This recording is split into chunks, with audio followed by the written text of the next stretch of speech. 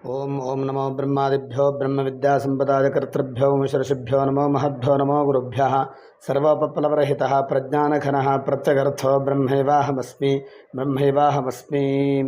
ನಮಸ್ಕಾರ.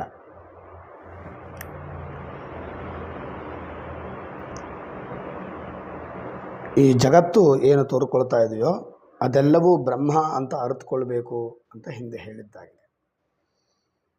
ಹಾಗೆ ಅರಿಯೋದು ಅಂತ ಅಂದರೆ ಹೇಗೆ ಅಂತ ನಮಗೆ ಅನುಮಾನ ಬರಬಹುದು. ಯಾಕೆ ಅಂತಂದರೆ ನಾವು ಯಾವುದನ್ನು ಅರಿತರೂ ಕೂಡ ಮನಸ್ಸಿನಿಂದಲೇ ಅರಿಯಬೇಕಾಗತ್ತೆ. ಹಾಗಾಗಿ ನಾನು ಮನಸ್ಸಿನಲ್ಲಿ ಬರತಕ್ಕಂಥ ವೃತ್ತಿ, ಅರಿಯುವ ವಸ್ತು ಹೇಳತಕ್ಕಂಥ ಭೇದ ಇಲ್ಲದೆ ಅರಿಯೋದಕ್ಕೆ ಆಗೋದಿಲ್ಲ ಅಂತ ನಮಗೆ ಸಂಶಯ ಬರಬಹುದು. ನಿಜ, ಮನಸ್ಸಿನಿಂದಲೇ ಬ್ರಹ್ಮವನ್ನು ತಿಳಿದುಕೊಳ್ಬೇಕು. ಮನಸ್ಸಿಗಿಂತ ಬೇರೆಯಾದಂತಹ ಸಾಧನ ನಮಗೆ ಇರೋದಿಲ್ಲ. ಆದರೆ ಈ ಪ್ರಾಕೃತವಾಗಿರತಕ್ಕಂಥ ಮನಸ್ಸಿನಿಂದ ಆ ಬ್ರಹ್ಮನನ್ನು ಅರಿಯೋದಕ್ಕೆ ಆಗೋದಿಲ್ಲ. ಅಂದರೆ ಸಂಸ್ಕಾರ ಇಲ್ಲದೇ ಇರತಕ್ಕಂಥ ಮನಸ್ಸಿನಿಂದ ಬ್ರಹ್ಮನನ್ನು ಅರಿತುಕೊಳ್ಳೋದು ಅನ್ನೋದು ಆಗೋದಿಲ್ಲ. ಮನಸ್ಸಿಗೆ ಶಾಸ್ತ್ರದ ಆಚಾರ್ಯರ ಉಪದೇಶ, ಶಾಸ್ತ್ರದ ತಿಳುವಳಿಕೆ, ಶಮದಮಾದಿಗಳು ಇದೆಲ್ಲವುದರಿಂದ ನಮ್ಮ ಮನಸ್ಸಿಗೆ ಸಂಸ್ಕಾರವಾಗಬೇಕು.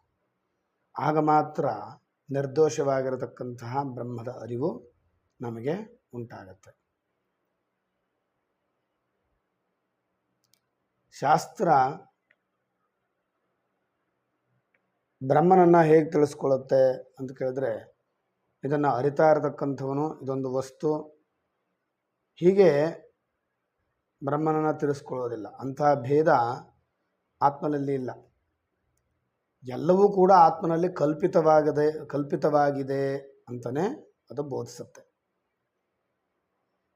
ಹೇಗೆ ಆಚಾರ್ಯರು ಉಪದೇಶ ಮಾಡ್ತಾರೋ, ಮನಸ್ಸು ಮಂತ್ರ ಮಂತವ್ಯ ಹೇಳತಕ್ಕಂಥ ಭೇದ ರೂಪದಿಂದ ಬ್ರಹ್ಮನನ್ನು ಅರಿಯೋದಕ್ಕೆ ಹೋಗಬೇಡ,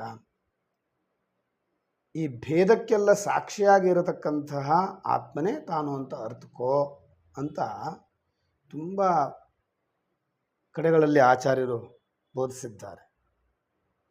ಹಾಗೆ ಆತ್ಮನನ್ನು ಅರಿತುಕೊಳ್ಬೇಕು. ಅಂತಹ ಸಂಸ್ಕೃತವಾದಂತಹ ಮನಸ್ಸಿನ ಅಧಿಕಾರಿಗೆ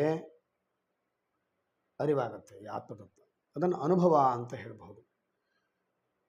ಈ ರೀತಿಯಲ್ಲಿ ಮನಸ್ಸು ಆತ್ಮನನ್ನು ಅನುಭವಿಸುವಾಗ ಅದನ್ನು ವಿಷಯೀಕರಿಸಿಕೊಂಡು ಅರಿಯೋದಿಲ್ಲ. ತಾನೇ ಆತ್ಮನಲ್ಲಿ ಮುಳುಗಿ ಆತ್ಮನೇ ಆಗಿ ತಾನು ಆತ್ಮನನ್ನು ಅರಿತಿದ್ದೇನೆ ಅಂತ ತಿಳಿಸ್ಕೊಡುತ್ತೆ.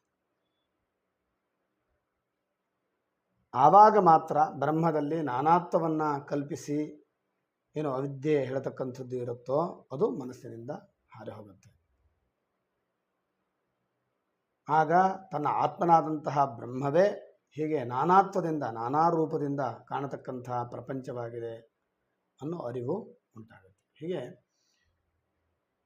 ಮನಸ್ಸು ಶಾಸ್ತ್ರಾದಿಗಳ ಉಪದೇಶದಿಂದ ಶಮದಮಾದಿಗಳಿಂದ ಸಂಸ್ಕಾರಯುತವಾಗಿದ್ದಾಗ ಅದಾಗಿ ಅನುಭವ ಉಂಟಾಗತ್ತೆ. ನಾವೇನು ಮಾಡತಕ್ಕಂಥದ್ದಿಲ್ಲ. ಆದರೆ ಯಾರು ಅವಿದ್ಯೆ ಹೇಳತಕ್ಕಂತಹ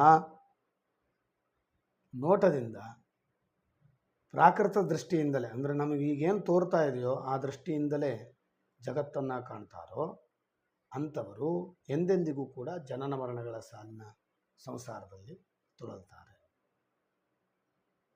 ಜ್ಞಾನಿಗಳ ದೃಷ್ಟಿಯಲ್ಲಿ ಸಂಸಾರಿಗಳಾದಂತಹ ಜೀವರು ಸಂಸಾರ ಹೇಳ್ತಕ್ಕಂಥದ್ದು ನಿಜವಾಗಿ ಇರೋದೇ ಇಲ್ಲ.